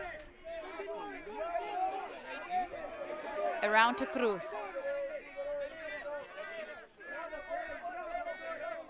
Defenders closing in, but Colombia still happy to take lots of passes. Oh my God, that's so congested. But what a way to get out of that jam. Garcia undisturbed on that catch. Guzman waits for his reset to come around the back. And Cruz with meters of space. Unfortunately, no continuation. Lots of space and a smile on his face as well, because he knew he could make a catch under no pressure for a change. Cruz at times looking super casual on all those throws. He's just jogging around the field trying to find the right position. Espinosa takes the reset to him.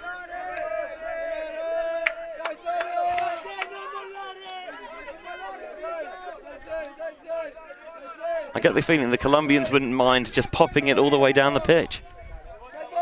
Surely looks like it. Look at Cruz always examining the feet of his defenders, sort of looking for that space where he can squeeze the throw that he decides to throw. Espinosa.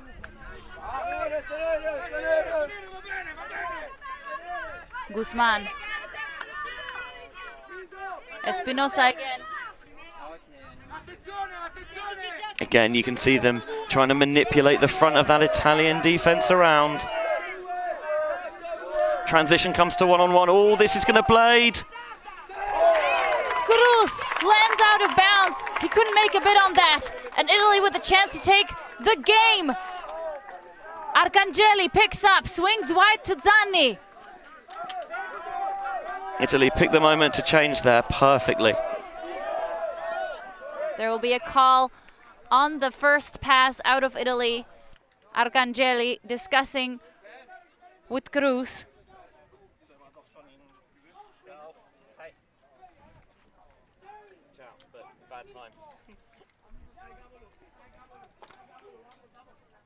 So it is brought back, stays with Italy.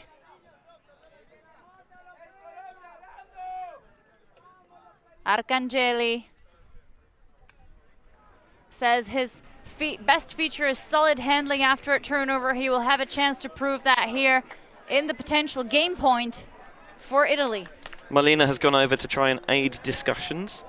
There's another Italian player there as well, but I can't see quite who that is. I think the only thing that this could be is a travel call. Potential travel, or maybe he feels he's pushed into him on the mark. Who knows? You can see the intensity on the sidelines, just staring into the field, eyes transfixed by the scenes in front of them. No wonder Italy have a chance here to have two teams in the under-20 division in the semi-final. It seems like they've come to a resolution here. Arcangeli to the middle. Bonzani. Zanni now thinks about the upline, doesn't take it. Layout bid to save possession.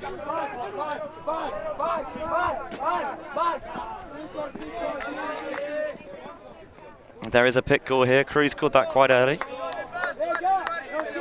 Just when one handler clears out and the other one comes up line, just creates that little rub against each other.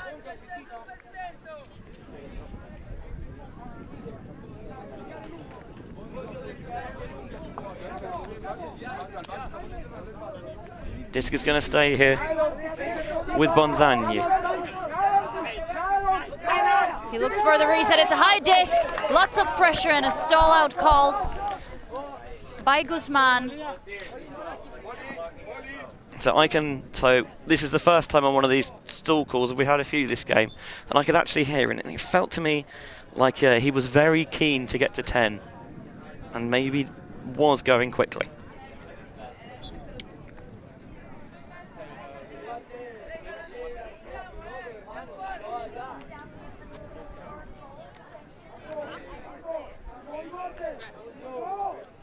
So again, Molina is employed as translator / peacemaker. And still count retracted. Disc stays with Zanni. Good to see Guzman not just standing by his opinion and taking his opponent at face value. Lefty put into the end zone. And Colombia gets in the way. Duarte saves the chance for Colombia to bring us to Universe. Yeah, it just hung up there, and yeah, a lot of body underneath that. But De Paz was beaten to the spot by Duarte, who is limping off as he landed awkwardly on that sky. That's a little bit of a blow for Colombia's chances. Italy will take an exchange as well. Bulgarelli coming onto the field. Or not. There might be a different decision by the coaches.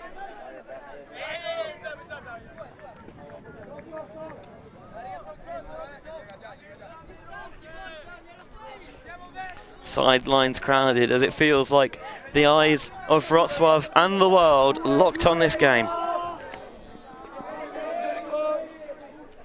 Think that might be a violation? I think this is another injury call, as somebody got stepped on their mark. It was Zanni, who needs a hand from his opponent to get off the ground. The next game's due to start in like 3 minutes.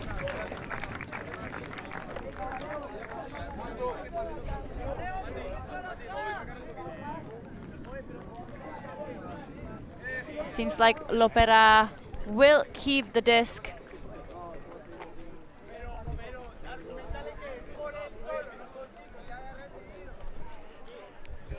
God, it's tense.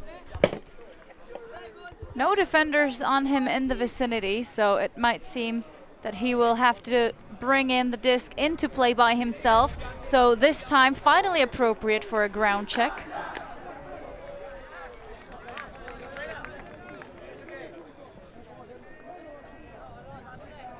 Oh no, Bulgarelli has come on and he's just going to work out exactly where he needs to go.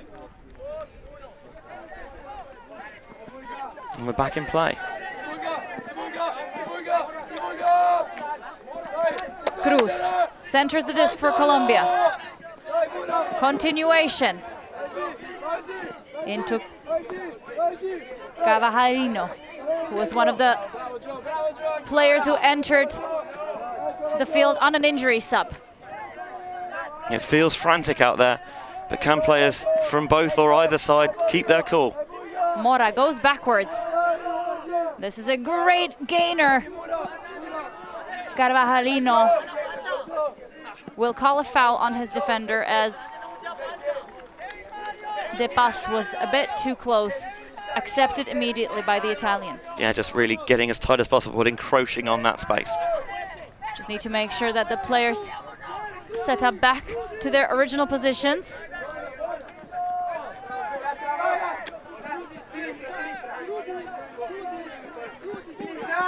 Colombia get it off the sideline, Guzman.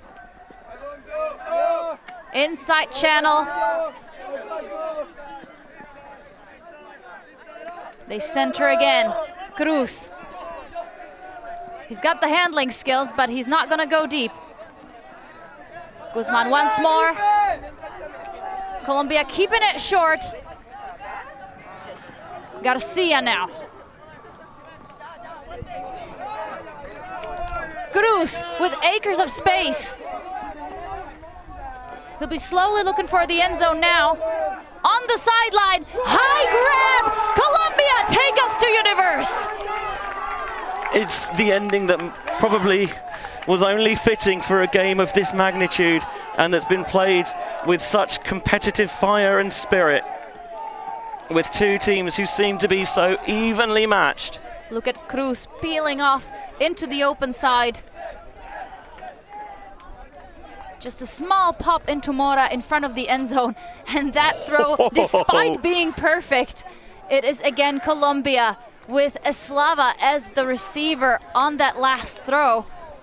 I mean, he really climbed Jacob's ladder and ascended into the skies. So many incredibly athletic plays from this Colombian team, and we couldn't have asked for a better game, Benji.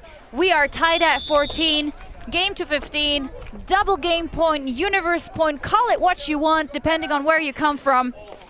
Whoever wins takes a ticket into the semis and a chance to play the US in this under 20 open division. That means the semifinal of the World Junior Ultimate Championship. Yeah, USA await them there. The other semi-final, by the way, France look like they're victorious there, 12-8.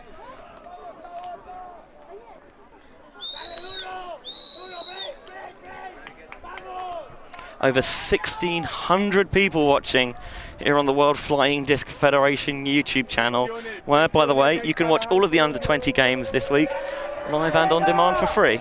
This pool, I don't think is going to come back in bounds. Last time Italy had the chance to brick a pool, Fabri strode confidently to the brick mark and then ripped it for the score. I wonder if he's got the same thing in his mind right now. He's going to have Pari down on the reset towards the near sideline.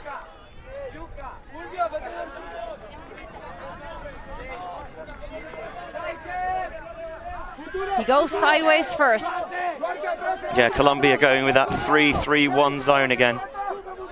No time for taking chances now. Pari, back to Fabri. Fabri makes sure he at least fakes those deep shots to threaten the Colombian downfield defense. He's got the disc again, getting pinned on that sideline. Now backwards to Bulgarelli. Try to find that inside channel. I'm sure he's got the quality to go with those overhead throws if he wants to as well, but maybe on universe point, the question is, does he back himself to pull them out? Italy being pushed towards their own end zone.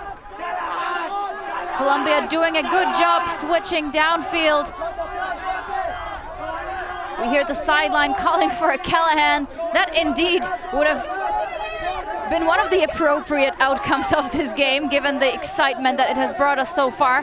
Fabri still with the possession for the Italians. Gainer down the field, Bulgarelli. That time he just teased the hammer, but didn't go for it.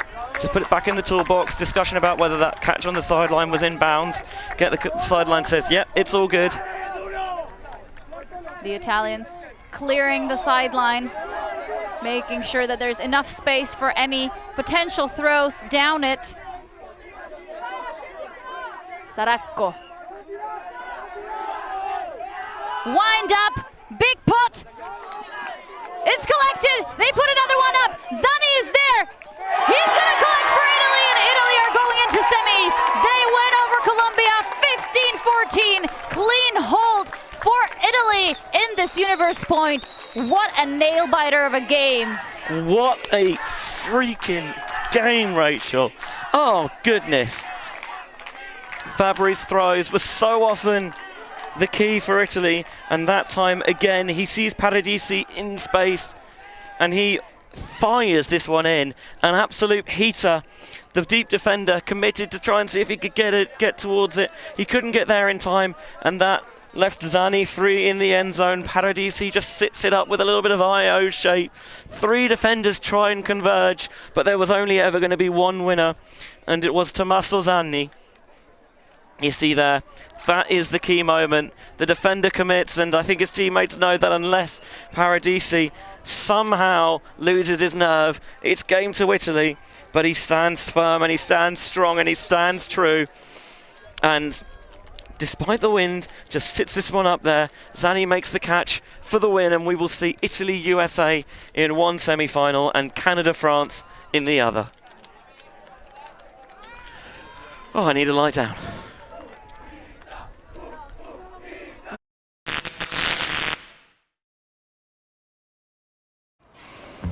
Always on the move? You can keep up to date with Ulti TV on all of our social media channels. Like, follow, subscribe, share us with a friend, or send us a message just to say hey. Thank you for supporting us in our mission to grow Ultimate everywhere.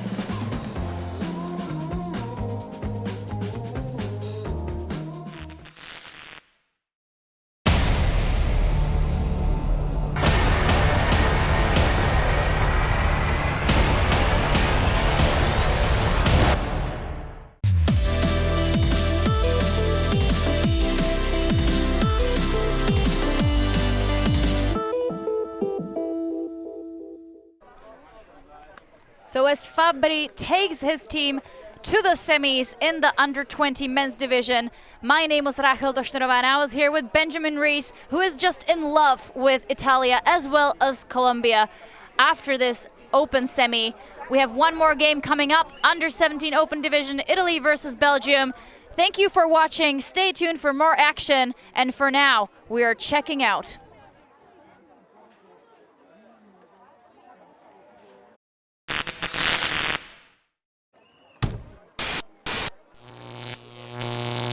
Alti.tv